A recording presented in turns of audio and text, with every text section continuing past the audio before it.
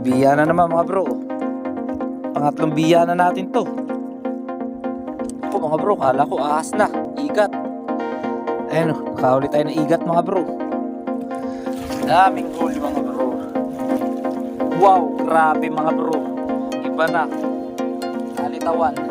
Ito naman yung lahat ng huli natin mga bro. Ayan, dami rin. Tapos maraming biya yan. Ayun, daming biya.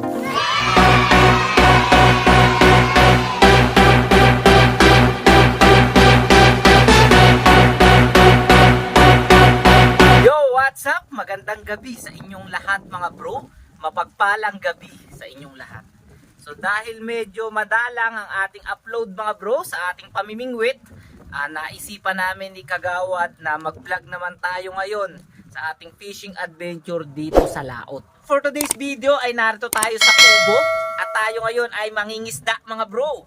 Mamamanti tayo, net fishing tayo ngayong gabi at ang target natin na isda na hulihin ngayong gabi mga bro ay ang isdang ayungin, ang isa nga sa mga isda na pinagmamalaki ng lawa ng Laguna Lake. Isa rin ito sa pinakamahal na isda dito sa lawa ng Laguna Lake, kaya samahan nyo kami sa video na to mga bro. So sana ay marami tayong mahuli na ayungin ngayong gabi para meron tayong pambenta, meron din tayong pang-ulam para tayo ay kumita at makataos tayo, di ba? So yan, tara mga bro, simulan na natin ang ating pangingisda ngayong gabi. Let's go! So, mga bro, si Kagawad ay nasa baba na.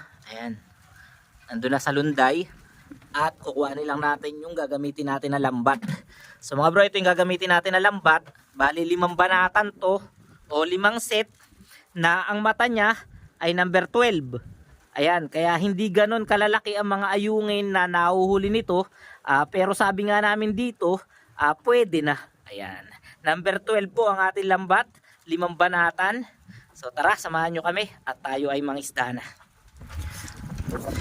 So eto, kumustahin muna natin ang ating aso na si Ami. Ami, magandang gabi. Kumusta ka na? Nami-miss ka na ng ating mga subscriber? Kumain ka na ba? So mga bro, kumain na siya. Ayun ang pagkain niya. Ayan. Diyan ka muna at kami kakalat. Kamaingay. Masyado siyang maingay mga bro. Kaya mga bro, pasensya na kayo. At medyo malakas ang hangin, no? Hindi ganun kaganda ang ating audio. Kaya mga bro, kasama na natin si Kagawad. Kagawad, magandang gabi. Magandang gabi mga bro. Kumusta? Maraming salamat sa lahat ng nagpunta sa piyesta na Barangay Subay. Ayan, happy fiesta. Siyempre kay Isla Love Delivery ay bro, mamimigit ng sapang. Ayan. At kay, gano'n na ba? Island Pitik. Island Pitik, ayan. At saka doon kay kay Sir. Oo nga, Nakalimutan ko yung channel niya. Lagay ko na lang yung yung channel niya mga bro ni Sir. Yung kaibigan natin na pumunta rin sa sa Barangay Subay. At syempre kay Bahog Kape at sa lahat ng mga content creator dito sa Talim Island mga bro, na mga nakasama natin. Yan, shoutout mo si Sino? Shoutout kay Rizaldi Persa at kay Ramon Mesa. Yun. At kay kay Kuya Benedicto Basaya, Tatala. Meron kayong picture, di ba? Nakita ko. May picture na yan. Ayan, lalagay natin yung picture nila. Yan, shoutout. Mga kasamahan niya ni Tol sa sa ina-attendan niya na seminar. Dun sa disaster ba yun, Tol? Training yun. Training ng agriculture. Doon sa pagtatanim ng mga, alam ko, tinatanim nila mga herbal mga bro. Oregano at saka gulay. So dito na pa tayo. So mga bro, ang una nating kakalatan, takip ng fish cage. So dito tayo. Ayan. Ito po sabi nila. Ah? Ito.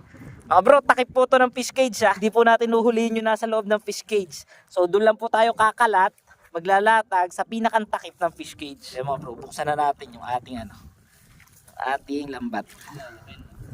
Meron na ba? Alright. Tol, tali mo. Yan. Ayos. So mga bro, medyo matatag ang ating lunday ngayon kasi kanina, nung hapon, nagpalit tayo ng bagong katig. Ayan, hindi man siya ganun kalaki, pero mas matibay kaysa dun sa dati. Kasi yung dati mga bro, pinasok na siya ng tubig. Kaya kaya mahirap na tol na. Mabuhay siya. Ano tol? Ready? Kakalat na tayo mga bro. So sana makahuli tayo no, ng madami para tayo may taos. May panggasto sa bahay. Ayan.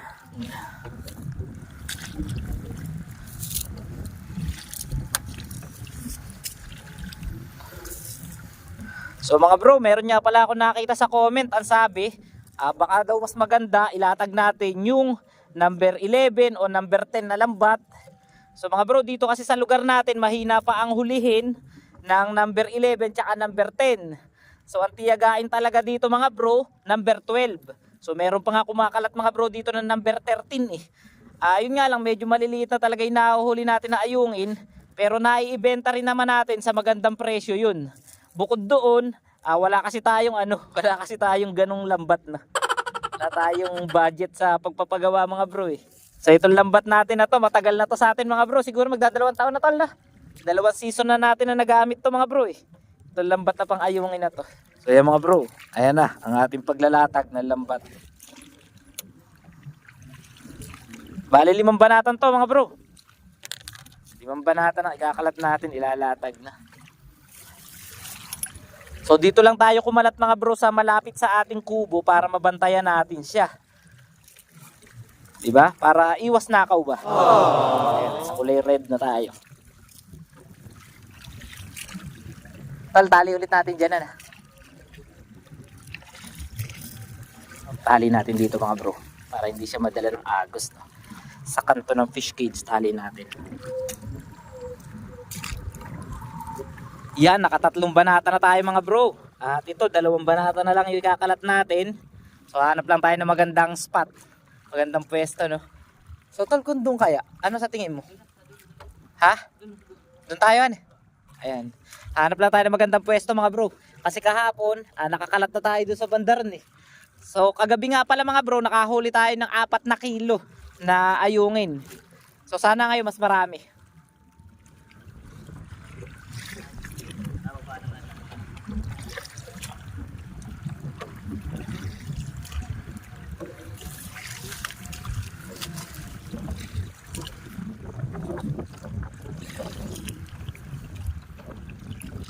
Sana umabot sa kabila.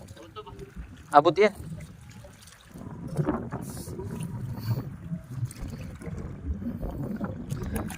Okay mga bro. Okay. Yan, narito na ulit tayo sa kubo mga bro. At yan si Tol, babalik na sa kabilang kubo. Ano Tol? Gandang gabi, mag-ingat ka. Bro, kailangan kasi ni Kagawad na magbantay din dun sa kabila sa may fish pan. Tsaka dun sa ating similyahan. Para meron din tao dun sa kabilang kubo. Tayo naman mga bro, titingnan-tingnan din natin kung may darating na water lily dun sa ating sa ating lambat na nilatag. Kasi pag yan ay nabarandalan ng mga water lily, posible na malubid siya o masira yung ating lambat. Kaya pag may nakita tayo na paparating na water lily mga bro, ay aagapan natin, ilulubog natin yung ating lambat at papalampasin natin yung water lily. So ganun. Aya, si Kagawad ay paalis na. So si Ami yata natutulog na, Ami. Tulog na yata ang ating aso mga bro. Ayos, ilalim nandun. So tayo naman mga bro ay maglalatag na tayo ng duyan. Ay, sarap ng hangin dito mga bro. Ibang iba ang klima dito kaysa dun sa gilid. Kasi sa gilid, nako grabe mga bro, sobrang init. So dito, malakas yung dampi ng hangin. Talagang parang kang naka-aircon. Ayun mga bro, magkita-kita na lang tayo bukas ng umaga. Good night sa inyong lahat. Matulog tayo ng mahimbing. At yun, huwag kayong aalis sa ating vlog mga bro. A few moments later. Yon, good morning sa inyong lahat mga bro. Mapagpalang umaga sa ating lahat. Time check natin ngayon, 4:00 ng umaga. At ngayon ay sususugin na natin, papandawin na natin, sasamsamin na natin yung lambat na nailatag natin kagabi. So kagabi nilatag natin siya ng 8:00 ng gabi at ngayon nga 4:00 ng umaga ay sasamsamin na natin siya para makaabot tayo dun sa mangangalakal at maibenta natin yung mga isda na huli ng ating lambat. Kaya yun, samahan nyo kami sa ating pananamsam. At kumusta ang inyong mga tulog? Ayan. Sana ay okay na okay ang inyong tulog, mahimbing. At yun, sa paggising natin, huwag natin kalimutan na magpasalamat sa mga biyaya na ating natanggap. No? At panibagong araw na naman, panibagong pakikipagsapalaran. So tara, samahan nyo kami at tayo ay mamandaw ng mga bro ng ating lambat na pang-ayungin. So let's go! Na tayo, na. Ayan, si Ami. Good morning, Ami. Ayan, magandang umaga. Pilipinas. Bro, narito na tayo. Kagawad, good morning. Good morning. Kumusta ang tulog natin? Kaya pa naman. Kaya pa.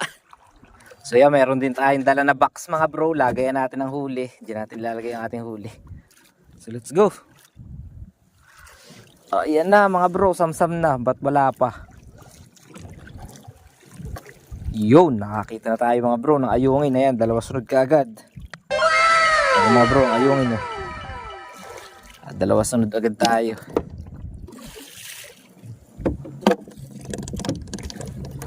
Yun.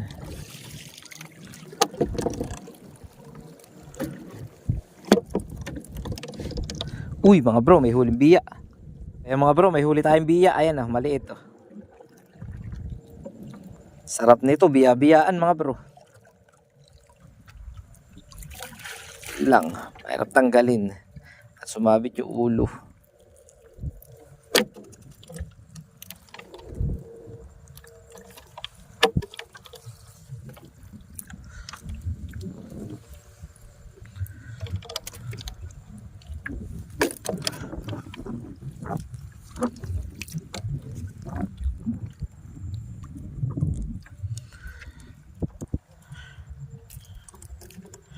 Ayan mga bro, ang isdang ayungin na ating hinuhuli. So ang size niya mga bro, ayan, medyo maliit siya, pero good size na rin, pambenta na rin na.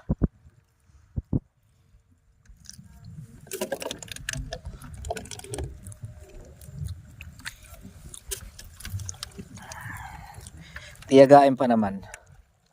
So mga bro, meron din nahuhuling maliliit na tilapia. Ayan ah. Ayan. So papakawalan na natin para lumaki pa. Hindi mabebenta yung mga bro. Ayungin lang.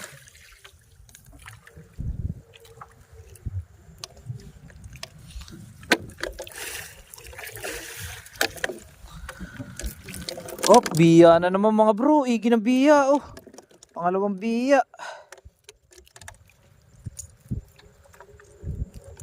Ito mga bro, paatras na. Igi ng biya mga bro.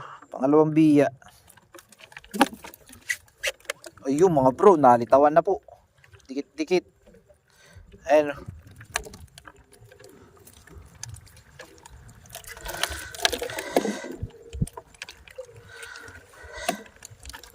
Kung palubog ito mga bro, makakatsaga tayo ng biya.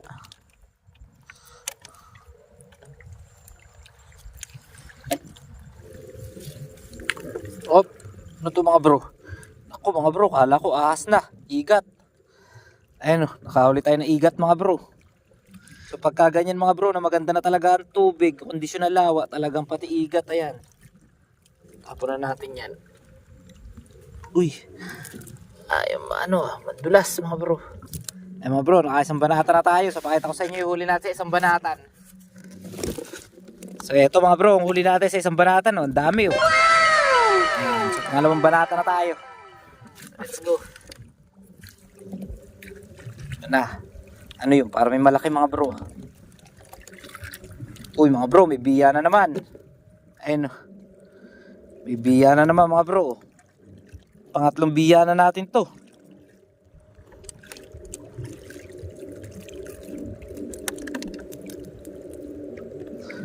Pangatlong biya.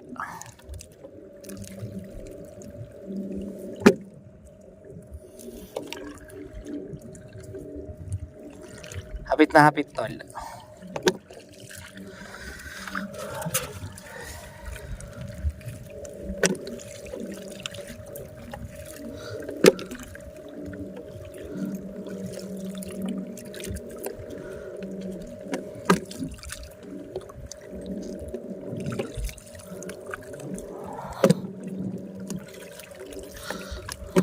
Yan mga bro, nakakatatlong banata na tayo.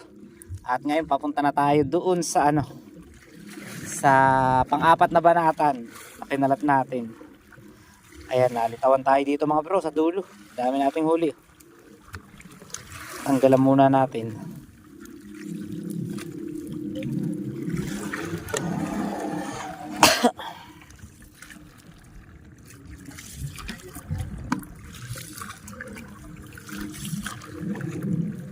Lumitaw sa dulo mga bro. Dikit-dikit eh.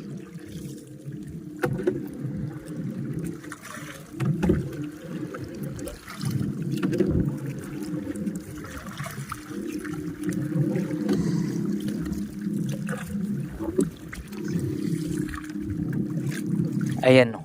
Parang medyo paliwanag na mga bro. Pero dalawang banata na lang to. Ayan ang huli natin mga bro. Siguro nasa kulang-kulang 3 kilo na. Ito, nalitawan na naman yata tayo.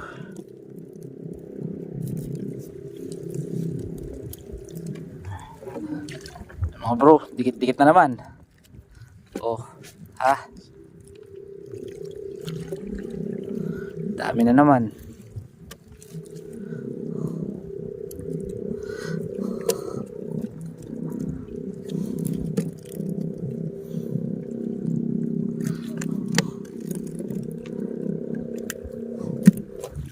Ito na naman mga bro, biya na naman. Talagang mabiya ngayon na. Kita nyo naman mga bro, puro biya. Medyo mahirap lang siyang tanggalin mga bro dahil yung bibig niya eh.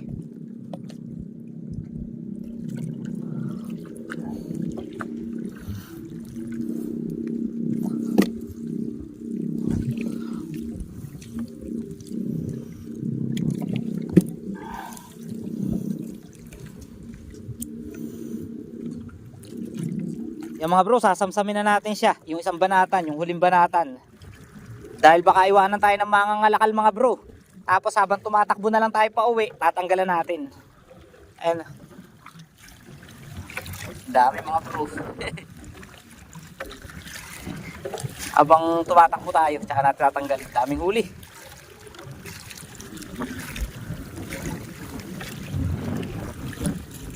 Ayan, dikit-dikit to.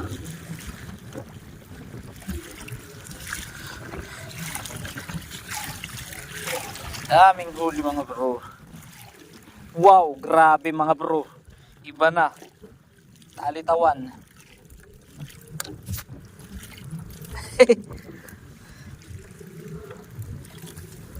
Grabe mga bro, napakarami. Ito naman yung lahat ng huli natin mga bro. Ayan, ang dami rin. Tapos maraming biya yan. Ayan. Daming biya. Tapos mga ayungin. Grabe. Solve na solve. Oops.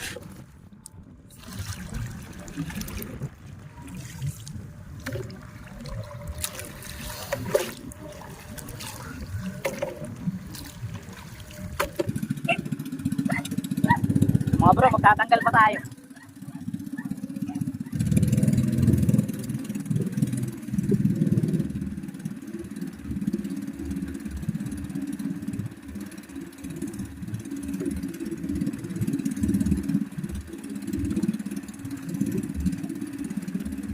Mga bro, itong ibang ayungin na to, ayan, ay ulam na lang natin para meron tayong ulam.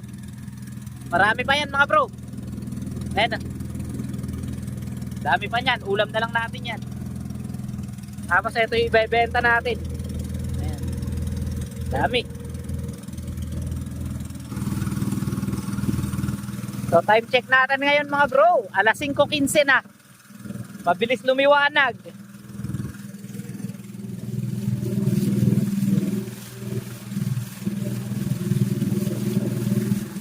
Ito ba ano mo? Tapos na parang bundok rin, sasakay na ako, tapos ako yung ka. Sasabi ng totoo. Ben, kung malalaki na yan, Parang apat lang ito, gawa ng tayan. Sige, sige po. Pwede ba ito mamaya na? Okay lang. Sige. A few moments later. So mga bro, dito na natin tatanggalin yung yung mga pang-ulam. Ayan. Narito lang yan sa unang banata na yan, pang-ulam natin. Yun. Dami pa yan, isang ulaman niya mga bro. Tapos yung mga biya, kinuha rin natin. Ayan, mga huli natin biya. Ayan, dito na tayo magtatanggal. So yan mga bro, hindi pa tayo nakakapagpakain ng ating mga fingerlings. Dahil ngayon ay lalaot pa rin tayo at mag-uumang tayo ng ating 22. Kaya ihahanda na natin yung lambat. Tapos subo na rin tayo. Para mamaya habang nag-uumang tayo, merienda na lang na. So, mga bro, maraming salamat sa pagsama sa atin.